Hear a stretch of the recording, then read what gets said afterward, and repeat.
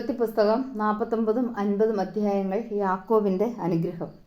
യാക്കോബ് തന്റെ മക്കളെ വിളിച്ചു പറഞ്ഞു, എല്ലാവരും ഒന്നിച്ചു കൂടുവിൻ, ഭാവിയിൽ നിങ്ങൾക്ക് എന്ത് സംഭവിക്കുമെന്ന് ഞാൻ പറയാം. യാക്കോബിന്റെ പുത്രന്മാരെ ഒന്നിച്ചുകൂടി കഴിക്കുവിൻ, നിങ്ങളുടെ പിതാവായ ഇസ്രായേലിന്റെ വാക്കുകൾ ശ്രദ്ധിക്കുവിൻ. റൂബാൻ, നീ എൻ്റെ കടിഞ്ഞിൽ പുത്രനാണ്, എൻ്റെ ശക്തിയും എൻ്റെ പൗരുഷത്തിന്റെ ആദ്യഫലവും. അഹങ്കാരത്തിലും ശക്തിയിലും നീ മുൻപൻ തന്നെ, വെള്ളം പോലെ അസ്ഥിരന് നീ മുൻപനായി വാഴില്ല. എന്തെന്നാൽ നീ പിതാവിന്റെ കിടക്കയിൽ കയറാതെ അശുദ്ധമാക്കി എൻ്റെ ശയിൽ കയറി നീ എന്നെ ദ്രോഹിച്ചുവല്ലോ. ശിമെയോനും ലേവിയും കൂടപ്പിറപ്പുകളാണ്, അവരുടെ വാളുകൾ അക്രമത്തിന്റെ ആയുധങ്ങളാണ്. അവരുടെ ഗൂഢാലോചനകൾ എൻ്റെ മനസ്സ് പങ്കുകൊള്ളാതിരിക്കട്ടെ, അവരുടെ സമ്മേളനത്തിൽ എൻ്റെ ആത്മാവ് പങ്കുചേരാതിരിക്കട്ടെ. എന്തെന്നാൽ തങ്ങളുടെ കോപത്തിൽ അവർ മനുഷ്യരുടെ കൊന്നു, ക്രൂരതയിൽ അവർ കാളുകളുടെ കുതിഞ്ഞരമ്പ് വെട്ടി. അവരുടെ ഉഗ്രമായ കോപവും ക്രൂരമായ ക്രോധവും ശപിക്കപ്പെടട്ടെ. ഞാൻ അവരെ യാക്കോബിൽ വിജിപ്പിക്കും, ഇസ്രായേൽ ചിതറിക്കുകയും ചെയ്യും. യൂദാ, നിന്റെ സഹോദരന്മാർ നിന്നെ പുകഴ്ത്തും, നിന്റെ കൈ ശത്രുക്കളെ കഴുത്തിൽ പതിക്കും. നിന്റെ പിതാവിന്റെ പുത്രന്മാർ നിന്റെ മുൻപിൽ കുമ്പിടും. യൂദാ ഒരു സിംഹക്കുട്ടിയാണ്, എൻ്റെ മകനെ നീരയിൽ നിന്ന് മടങ്ങിയിരിക്കുന്നു.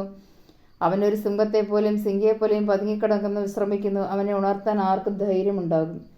ചെങ്കോൽ യൂദയെ വിട്ടുപോകുകയില്ല, അതിൻ്റെ അവകാശി വന്നു ചേരും വരെ അധികാരദണ്ഡ് അവൻ്റെ വസതികളിൽ നിന്ന് നീങ്ങിപ്പോകുകയില്ല. ജനതകൾ അവനെ അനുസരിക്കും. അവൻ തൻ്റെ കഴുതയെ മുന്തിരിവള്ളിയിലും കഴുതക്കുട്ടയെ വിശിഷ്ടമായ മുന്തിരിച്ചെടിയിലും കെട്ടിയിടും. തൻ്റെ ഉടുപ്പ് വീഞ്ഞിലും മേലങ്കി മുന്തിരിച്ചാറിലും കഴുകും. അവൻ്റെ കണ്ണുകൾ വീഞ്ഞിനേക്കാൾ ചുമന്നും പല്ലുകൾ പാലിനേക്കാൾ വെളുത്തുമിരിക്കും. സെബൂലോണാകട്ടെ കടൽ തീരത്ത് വസിക്കും, അവൻ കപ്പലുകൾക്ക് അഭയകേന്ദ്രമായിരിക്കും.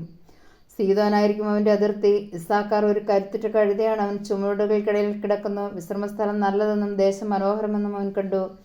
അത് കണ്ട് അവൻ ചുമട് കയറ്റാൻ ചുമൽ കുനിച്ചു കൊടുത്തു. കൂലി വേല ചെയ്യുന്ന ഒരു ദാസനായി തീർന്നു. ഇസ്രായേലിലെ മറ്റു ഗോത്രങ്ങളെപ്പോലെ താൻ സ്വന്തം ജനങ്ങൾക്ക് ന്യായം നടത്തി കൊടുക്കും. താൻ വഴിവെക്കിലെ സർപ്പവും പാതയിലെ അണിലിയുമായിരിക്കും. അവൻ കുതിരയുടെ കുതികാൽ കടിക്കും, കുതിരക്കാരൻ മലർന്നു വീഴുകയും ചെയ്യും. കർത്താവേ, ഞാൻ അങ്ങയുടെ രക്ഷ കാത്തിരിക്കുന്നു. ഗാദിനെ കവർച്ചക്കാർ ആക്രമിക്കും, എന്നാൽ അവൻ അവരെ തോൽപ്പിച്ചോടിക്കും. ആഷേറിന്റെ അഹങ്കാരം സമ്പന്നമായിരിക്കും, അവൻ രാജകീയ വിഭവങ്ങൾ പ്രദാനം ചെയ്യും. സച്ചന്തം ചരിക്കുന്ന ഒരു പേടമാനാണ് നഫ്താലി, അവൻ മൃദുല വാക്കുകൾ പൊഴിക്കുന്നു. നീരുറവയ്ക്കരികെ നിൽക്കുന്ന ബലസമൃദ്ധമായ വൃക്ഷമാണ് ജോസഫ്, അതിന്റെ ശാഖകൾ മതിലിനു മീതെ പടർന്നു നിൽക്കുന്നു. വില്ലാളികൾ അവനെ കഠിനമായി വേദനിപ്പിച്ചു, അവർ അവന് നേരെ അമ്പുകയും അവനെ ഞെരുക്കുകയും ചെയ്തു. എന്നാൽ അവന്റെ വില്ല് ഉറച്ചു നിന്നു. യാക്കോബിന്റെ ശക്തനായ ദൈവം, ഇസ്രായേലിന്റെ പാറയായ ഇടയൻ, തന്റെ കൈകൾ കൊണ്ട് അവന്റെ കൈകളെ ശക്തിപ്പെടുത്തി. നിന്റെ പിതാവിന്റെ ദൈവം നിനക്ക് തുണയായിരിക്കും. സർവശക്തനായ ദൈവം നിന്നെ അനുഗ്രഹിക്കും. മുകളിലുള്ള ആകാശത്തിന്റെയും കീഴിലുള്ള ആഴത്തിന്റെയും ഉദരത്തിന്റെയും മാറിടത്തിന്റെയും അനുഗ്രഹങ്ങൾ നിനക്കുണ്ടാകട്ടെ. നിന്റെ പിതാവിന്റെ അനുഗ്രഹങ്ങൾ നിത്യപർവ്വതങ്ങളുടെ ഔദാര്യത്തെക്കാളും ശാശ്വതഗിരികളുടെ അനുഗ്രഹങ്ങളെക്കാളും ശക്തങ്ങളാണ്. അവ ജോസഫിന്റെ ശിരസിൽ തന്റെ സഹോദരന് വേർപെട്ടിരുന്നതിന്റെ മൂർധാൽ വർഷിക്കപ്പെടട്ടെ. ആർത്തിയുള്ള ഒരു ചെന്നായാണ് ബെഞ്ചമിൻ, അവൻ രാവിലെ ഇരവിഴുങ്ങുകയും വൈകുന്നേരം കവർച്ച മുതൽ പങ്കിടുകയും ചെയ്യും. ഇവരാണ് ഇസ്രായേലിലെ 12 ഗോത്രങ്ങൾ. അവരുടെ പിതാവ് അവരോട് പറഞ്ഞതാണിത്. അവൻ എല്ലാവരെയും അനുഗ്രഹിച്ചു, ഓരോരുത്തർക്കും ചേർന്ന വിധത്തിലാണ് അവരെ അനുഗ്രഹിച്ചത്. യാക്കോബ് അവരോട് ആവശ്യപ്പെട്ടു, ഞാൻ എൻ്റെ ആളുകളോട് ചേരുകയായി. ഹിത്യനായ എഫ്രോണിന്റെ വയലുള്ള ഗുഹയിൽ എൻ്റെ പിതാക്കന്മാരുടെ അടുത്ത് എന്നെയും അടക്കുക. മാമ്രയ്ക്ക് കിഴക്ക് കാനാൻ ദേശത്തുള്ള മക്ബലയിലെ വയലിലാണ് ആ ഗുഹ. ശ്മശാന ഭൂമിക്ക് വേണ്ടി ഹിത്യനായ എഫ്രോണിൽ നിന്ന് അബ്രഹാം അവകാശമായി വാങ്ങി തന്ന വയലും ഗുഹയും. അബ്രഹാത്തെയും ഭാര്യ സാറയും അവിടെയാണ് അവർ അടക്കം ചെയ്തത്. അവിടെ തന്നെയാണ് ഇസ്ഹാക്കിനെയും ഭാര്യ റബേക്കയും സംസ്കരിച്ചത്. ഞാൻ ലേയയെ സംസ്കരിച്ചും അവിടെ തന്നെ. വയലും അതിലുള്ള ഗുഹയും ഗിദ്യരുടെ കയ്യിൽ നിന്നാണ് വാങ്ങിയത്. തനിക്ക് പറയാനുണ്ടായിരുന്നു പറഞ്ഞു തീർന്നപ്പോൾ യാക്കോബ് കിടക്കയിലേക്ക് ചാഞ്ഞു. അവൻ അന്ത്യശ്വാസം വലിച്ച് തൻ്റെ ജനത്തോട് ചേർന്നു.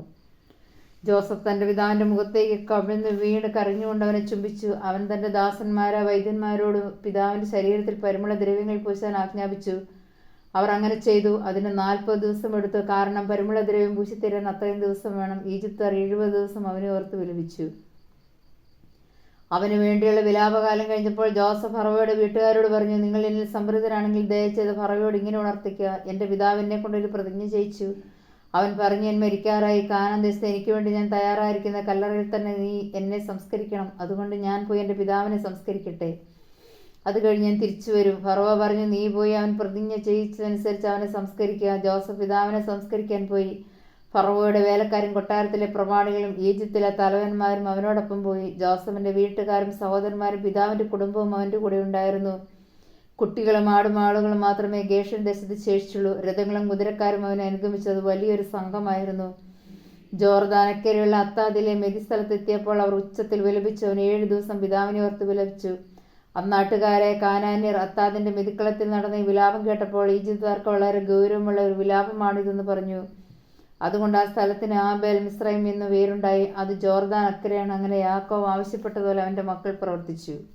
അവർ അവനെ കാനാൻ ദേശത്ത് കൊണ്ടുപോയി മാമ്രയ്ക്ക് കിഴക്ക് മക്ബലയിലുള്ള വയലിലെ ഗുഹയിൽ സംസ്കരിച്ചു. അബ്രഹാം ഹിദ്ദിനെ എഫ്രോണിന് ശ്മശാന ഭൂമിക്ക് വേണ്ടി വയൽ ഉൾപ്പെടെ അവകാശമായി വാങ്ങിയതാണ് ആ ഗുഹ. പിതാവിനെ സംസ്കരിച്ച ശേഷം ജോസഫ് സഹോദരന്മാരും കൂടെ പോയി എല്ലാവരും ഒത്ത് ഈജിപ്തിലേക്ക് മടങ്ങി. തങ്ങളുടെ പിതാവ് മരിച്ചപ്പോൾ ജോസഫിന്റെ സഹോദരന്മാർ പറഞ്ഞു, ഒരുപക്ഷെ ജോസഫ് നമ്മെ വെറുക്കുകയും നാം ചെയ്ത ദ്രോഹത്തിനെല്ലാം പകരം വീട്ടുകയും ചെയ്യും. പിതാവ് മരിക്കുന്നതിന് മുമ്പ് ഇങ്ങനെ കൽപ്പിച്ചിരുന്നു എന്ന് പറയാൻ അവർ ദൂതനെ അവൻ്റെ അടുത്തേക്ക് അയച്ചു. ജോസഫിനോട് പറയും, ഞങ്ങളുടെ സഹോദരന്മാരുടെ തെറ്റുകളും കുറ്റങ്ങളും ദയവായി അവരോട് ക്ഷമിക്കുക. അവർ അങ്ങയെ ദ്രോഹിച്ചു.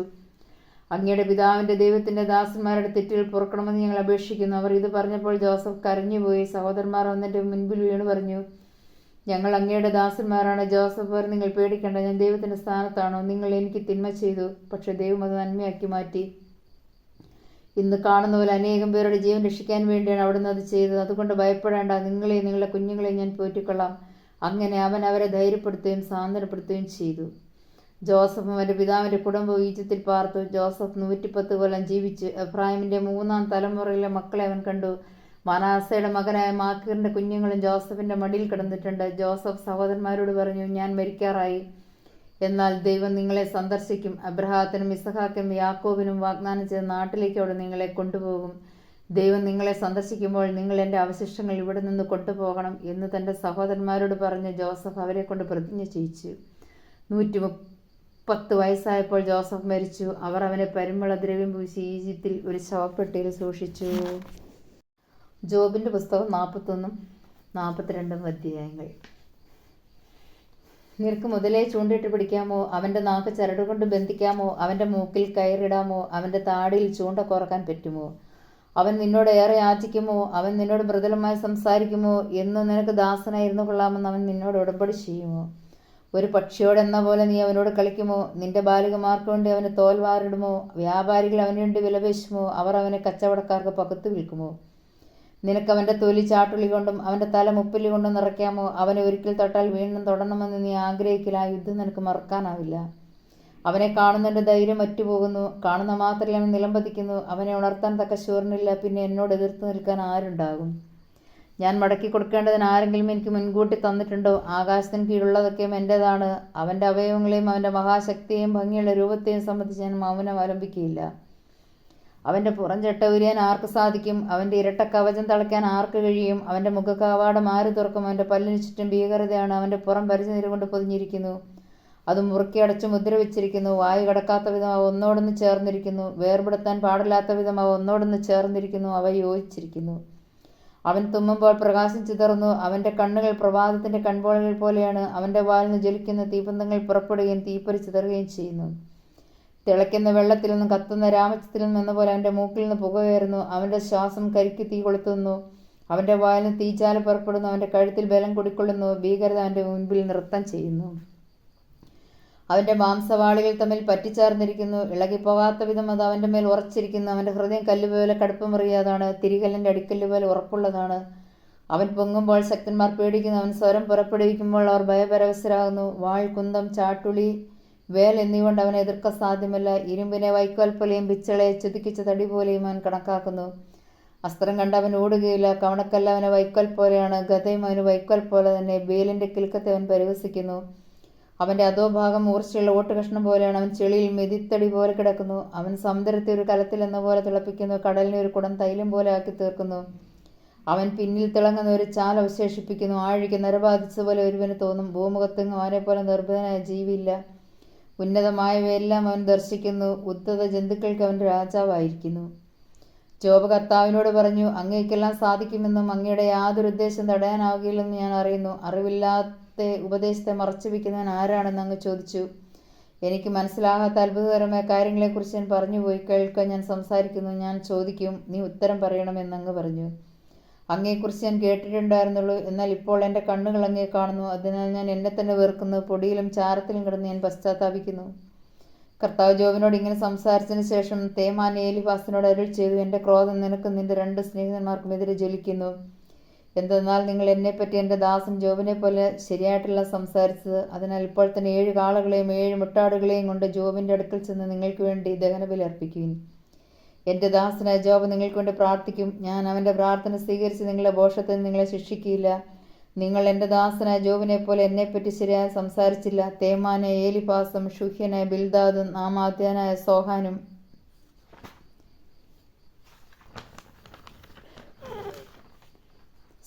കർത്താവ് പറഞ്ഞ പ്രകാരം ചെയ്തു. കർത്താവ് ജോബിൻ്റെ പ്രാർത്ഥന സ്വീകരിച്ചു.